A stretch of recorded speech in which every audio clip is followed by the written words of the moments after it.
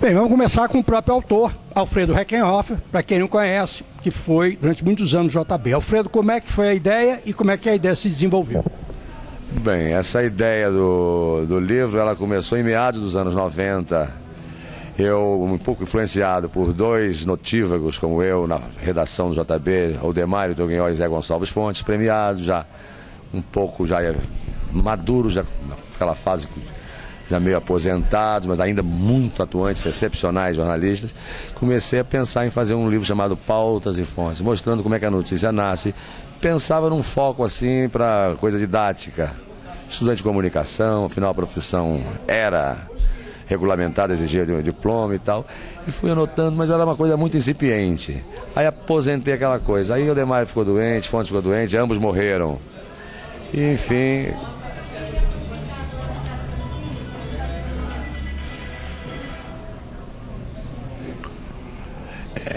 Continuo? Enfim, aposentei um pouco a ideia, ambos morreram e teve a minha própria evolução nos vários cargos ali dentro do jornal. Fui secretário noturno, sempre na cozinha do jornal, em cargos pequenos, mas importantes no sentido da confiança dos jornais, dos editores, dos donos do jornal, dos diretores da redação. Em 2003 eu fui colunista do JB, da Caderno B, de repente saí do jornal e aí... entro no comercial do jornal e acho que por nostalgia falei, vou retomar aquele projeto. Enquanto fiquei uns 2 anos fazendo marketing do jornal, editando os cadernos dos últimos grandes seminários do JB, comecei a retomar e escrever de novo. De novo parei com aquela coisa e fui para outras frentes. Aí veio agora essa história do anúncio em 14 de julho que o JB ia parar de circular em banca e conversa com um e com o outro, pega aquele negócio, retoma aí, Instant Book. Eu tinha feito um Instant Book do Joby, que é fazer livro em 30 dias. Bom, já tem uma massa crítica. O terço final foi de material dos últimos 30 dias. Você teve muita contribuição nesse finalzinho, foi de um terço, é isso? Um terço mais ou menos, tem contribuição aí de uns 40, 50 colegas, assim, depoimentos, um de 2 páginas, uma declaração de amor, uma coisa mais longa, outra uma análise mais amarga, mas o livro é basicamente um pretexto oportunístico, um instant book para confraternizar. Ficam falando que o jornal está morto, o jornal insistindo que está ficando moderno, mais moderno. E nessa confusão, fala, já que isso não é um requiem, não é um velório, é um gurufim, que é uma coisa que eu descobri, que essa palavra no velório da dona Neuma, da Mangueira. E, quer dizer, uma coisa cantada, em que você lembra as coisas boas, sorri das coisas boas, enfim, se chateia com as amargas, mas leva tudo numa medida boa. Então vai ter música, vai ter a oportunidade das pessoas se reverem, como já teve hoje ao meio-dia na Cinelândia, quase 200 pessoas estiveram lá no sol quente e foi uma festa, não teve clima de tristeza, embora se falasse em morte, em absurdo do fechamento do jornal. Enfim, então é um pretexto que está começando agora, um salão grande. Capela é um reduto de 100 anos de tradição da cultura brasileira, aqui do lado e antes no Largo da Carioca, mas é tudo a mesma instituição. E como esse lugar é subutilizado, houve a vontade de comer com a fome, como não sei o que lá, como é, a fome com a vontade de comer, como é o negócio, ó. E estamos aqui, esperamos que seja uma noite agradável, já vieram, nem chegou o horário do começo, já 6 pessoas já compraram o livro antes do horário oficial. Espero que seja uma noite alegre, que você faça um bom trabalho, ouvindo muita gente que vem filmar você. Uma coisa, como é que foi o nome desse nosso primeiro comprador que chegou, não quis dar entrevista, falar o último dos caras que ainda não acredita na internet? O nome dele é Benício Guimarães, ele é um especialista, trabalhou em trem, ele é um jornalista, ele tem livros publicados sobre trem. Benício Guimarães, ele tem 8.000 fotografias de estações de trem do Brasil que ele tirou pessoalmente. E várias dessas estações não existem mais. Na cidade onde eu nasci, por exemplo, a estação de trem, hoje é um museu. Ele foi na parte de cima do morro e tinha 8 bitolas, 16 trilhos com 8 composições emparelhadas. Uma foto que nunca ninguém fez, nunca ninguém mais fará, até porque não mais existe aquela malha ali. Então ele é um pesquisador, como há tantos pesquisadores no Brasil, abnegados, mas que não tiveram a oportunidade de deixar isso de forma literária, consolidada para outras gerações. Quer dizer, ele já com recursos próprios já lançou 2 ou 3 livros sobre a ramal da Leopoldina, o trem que vai percorrendo Espírito Santo e tal, enfim, mas ele é um expert em trem, estações da Leopoldina e é um sujeito também que conhece tudo do Rio, está sempre nessas feirinhas de coisa antiga. E é isso, é um Hoje o Anselmo falou dos ex-JB que desejavam boa sorte, né? Que era o Marcel, o próprio Anselmo e o Aidano, se não me engano. Aidano. Eu não li a coluna dele hoje, eu sei que ele estava lá também ao meio-dia. E o Globo... Hoje os principais jornalistas do Globo, em boa parte, passaram pelo Jornal do Brasil. O Marcel Vieira deu um texto muito bonito para esse livro, falando dos melhores momentos da vida dele, sempre começando com as mesmas palavras, assim, um texto de uma lauda e meia, um negócio muito bonito, e só esse texto dele vale o livro. E o Anselmo também passou pelo JB, assinou o Informe JB, tem uma coluna muito dinâmica que está, de certa forma, inaugurando, ou pelo menos fazendo de forma mais intensa e dinâmica, a interação. Quer dizer, os leitores mandam fotos para a coluna, fotos quentes. Então, o jornalismo, mesmo no papel, ele está muito atrelado à interação digital. Você colocou na internet uma foto que aparece você e o Evandro, né? Logo nos super quente, assim que saiu da gráfica. Você encontrou com ele, foi legal, porque essa foto primeira é dele, né? Não, na verdade é o seguinte, eu saí com 2 pacotinhos do livro da gráfica ontem, fim da tarde, quase à noite, liguei para o Jornal do Brasil, uma dificuldade, o telefone não atende, CPDOC, nada, eu queria que eles mandassem 300 exemplares da última edição. Mas a dificuldade, não sei se depressão, falei com o celular de colega, tudo com uma dificuldade enorme. Falei, se não querem, não tem nem. Vamos brincar então que esse jornal é forte. Vocês podem mandar correndo um carro de reportagem para pegar alguns exemplares para vocês. O cara, não tem recurso, não tem nada, Alfredo. A gente fechar aqui é o último dia. Tá bom. Aí eu falei para os colegas do Botequim, no Bar da Feira, ali na rua Vicente de Souza, onde nasceu a internet, onde você teve o Mandrake, onde se pode ver o Corcovado. Ah, eu vou ligar pro Evandro. Liguei pro Evandro. Você tá onde, Evandro? JB? Não, pedi a edição na sexta. Estou na minha casa na Gávea. Igual. Acabou de sair o livro, tem uma homenagem especial a você no caderno de foto. Onde você tá vendo ele correndo como se fosse um repórter novato? Em 20 minutos estava lá e eu nisso. O colega ali com a maquininha, todo mundo tem, João Saboia, fora do lado, ele veio, desceu, fez as fotos. Aí botou na internet, ficou uma maneira, quer dizer. Olha o contraste, um jornalista da antiga que pediu demissão do JB na sexta-feira. Hoje talvez o maior símbolo, ele, Nélio, a Horta e Wilson Figueiredo. E de repente ele sai correndo só para me dar um abraço e ver o livro em primeira mão. E um jornal, meu Deus, não.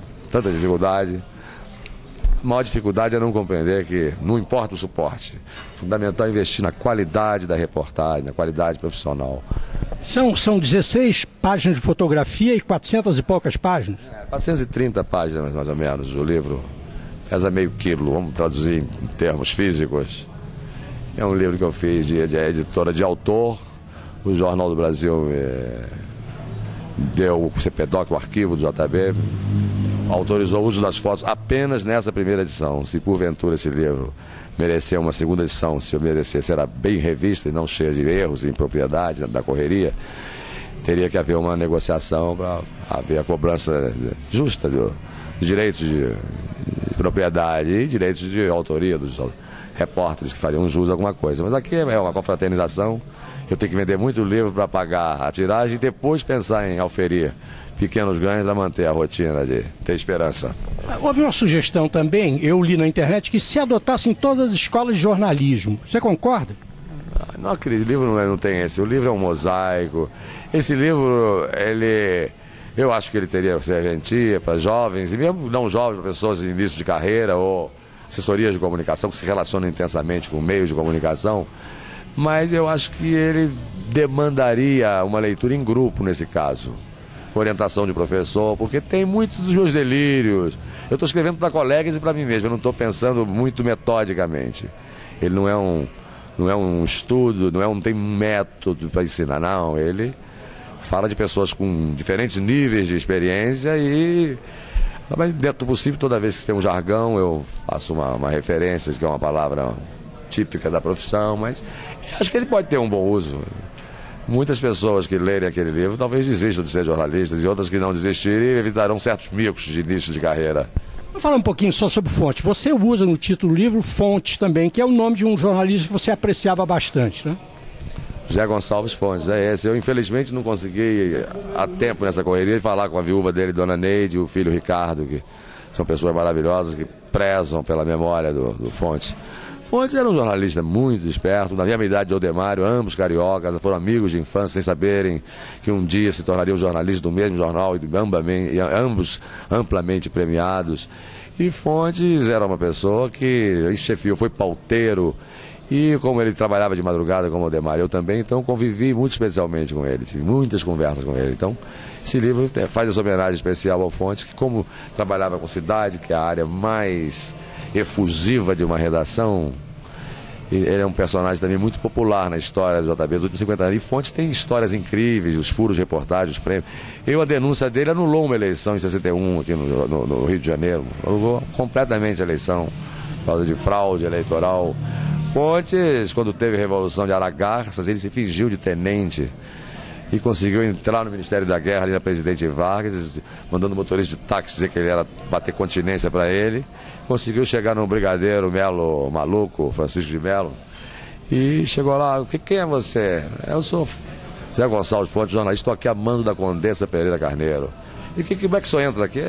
Eu consegui iludir a guarda e vim aqui, porque a Condessa me mandou a vir que falasse com o senhor pessoalmente, porque ela disse que havia informes quase seguros que o senhor estava morto, que ela está prestes a botar isso na Rádio JB.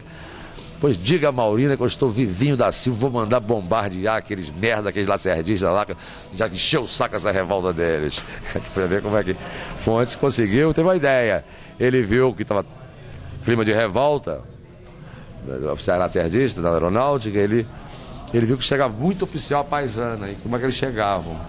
Aí ele foi, saiu, veio aqui lá, pensou a ideia, tomou uma talagada, arrumou um táxi de 4 portas, sem aparência, e mandou o motorista fazer o mesmo gesto que os motoristas faziam. Saísse, abrisse a porta, capitão. O cara fez a sentinela na mesma hora, mandou entrar, porra. E foi assim, pequenas sutilezas. Uma vez caiu um avião de carga da Varig, na Serra de Teresópolis.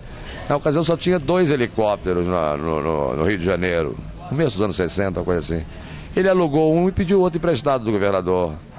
Deixou o jornal concorrente sem nenhum helicóptero. Quer dizer, venda a notícia, mas venda concorrente também. E muitas malandragens, assim, de salutares dentro do exercício da competição.